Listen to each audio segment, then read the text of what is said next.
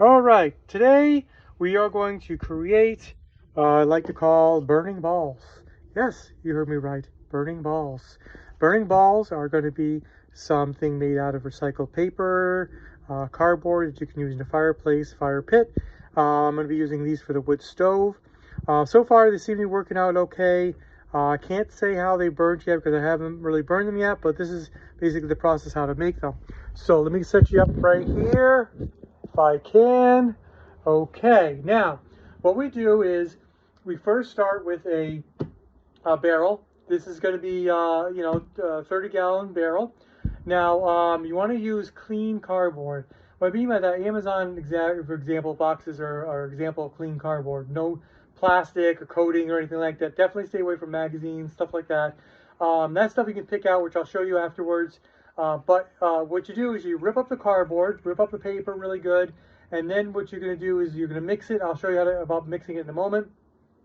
And maybe put maybe up to maybe 15 gallons of water in there with it, and you want to kind of like a mash. Now the water, if you can do hot water, great. 5-gallon buckets are great for mixing it in there. Now let me show you the blade that I use. What this is Diablo. It's a Diablo blade. I got it from Home Depot. It's about $13. I think this mixer was about $8. And then the glue, which is Goop, or there's also another one that's like Goop. It's like industrial kind of glue. What I did was I put the glue on the mixer part, and then all around, and then squished it on there. And then at every edge, every corner, just put lots and lots of glue. Let it sit for 24 hours, and you got yourself a Diablo blade. Okay. Now let me show you. Let me show you what it looks like to mix it up. So we're going to take the drill. Okay, we're going to put it in here like this. All right, look at that. That's what I'm talking about. Look at that. I don't want to do it too fast because it'll make a mess. All right, so now here we go. We put this in here like this. And you want to hold it steady, maybe about an inch or so away from the bottom. And stay, of course, in the center. And once you get it right, it's hard to show you, but once you get it right, you'll see everything mashing, everything mixing all at once. So when you see it all mixing at once, you know you got it just right, and you want to mix it up really good. Now, what I would recommend to do is you initially, when you have the cardboard, is you mix it up, let it sit for 24 hours, and then really mix it up again. That way, you really break down the paper and the cardboard. Now, by doing that, you can get a much denser ball, more density, more material. You get the idea. All right, so let's give it a show. Let me show it and show you what it's like to mix it up.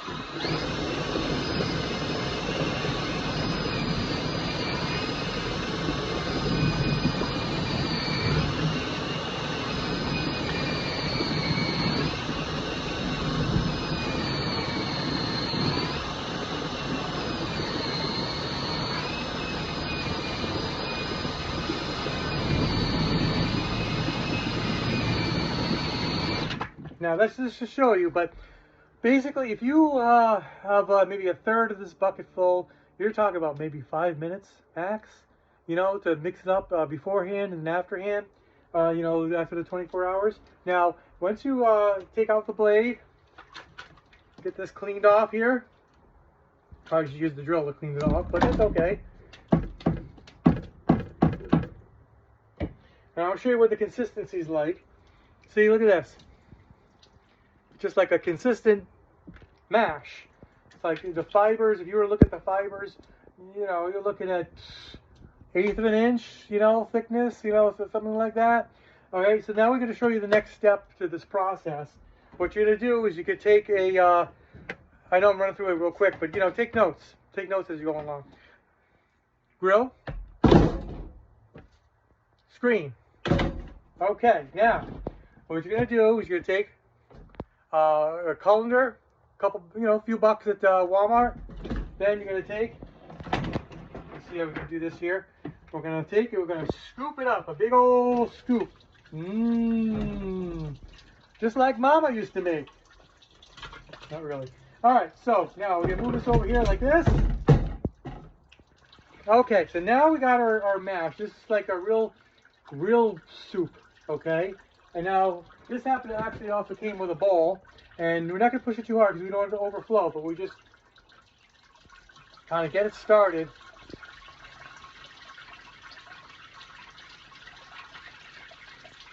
And squeeze it down. All right, as you can see, this really doesn't take that long to do. So now we got the initial, squeeze on there.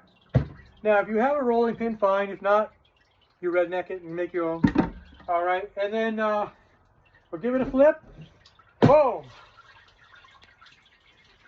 All right, so now we got like a mash. Now pretend it's like dough. You know what I'm saying?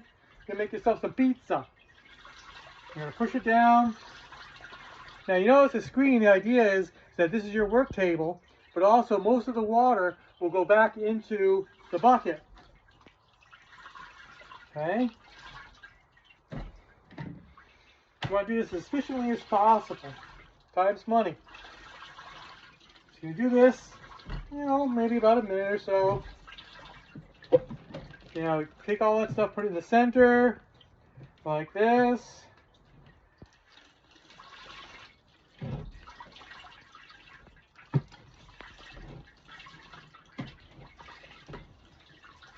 The more you do this, the easier it is later on.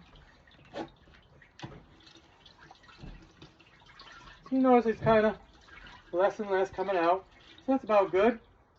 Now, I already have some already made up to show you what they look like. Yes, they look like balls because they are burning balls. Okay, and we take. Now, when you're going along also to your process, I have no idea how an acorn got in here. All right, but hey, what are you gonna say? And if you see any plastic or something, take that out too, because you don't want to burn that. Then you take big old load.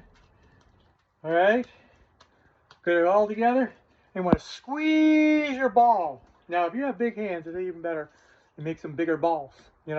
Bigger the balls, the longer they'll burn. The smaller the balls, the less time they'll burn. Basically, that's it. You squeeze them as much as you can. Squeeze those balls. All right, get a nice roll. You don't have to kill it, but the more you squeeze out, the less time it'll take to dry.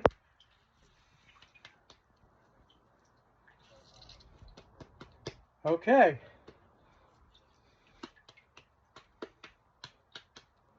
Nice, make it nice and round, nice and even, quality work. Now that's what I call a nice ball, okay? A burning ball. There we go. Now we'll make one more just to show you. Get it all grouped together. Squeeze those balls. You don't want to squeeze those balls, you know what I'm saying? Squeeze those balls. Get them nice and squeezed. Try to get most of the water out and roll it. Now I can make a lot more with this, but I just kind of wanted to show you the idea.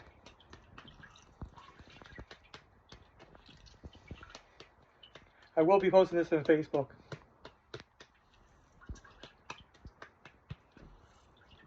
There we go. Burning balls. Now, if you put these in front of a fan, it should take me about 24 hours, I get some other ideas of how to dry them even faster, more consistently, but that's pretty much it. And that's how to make yourself some burning balls.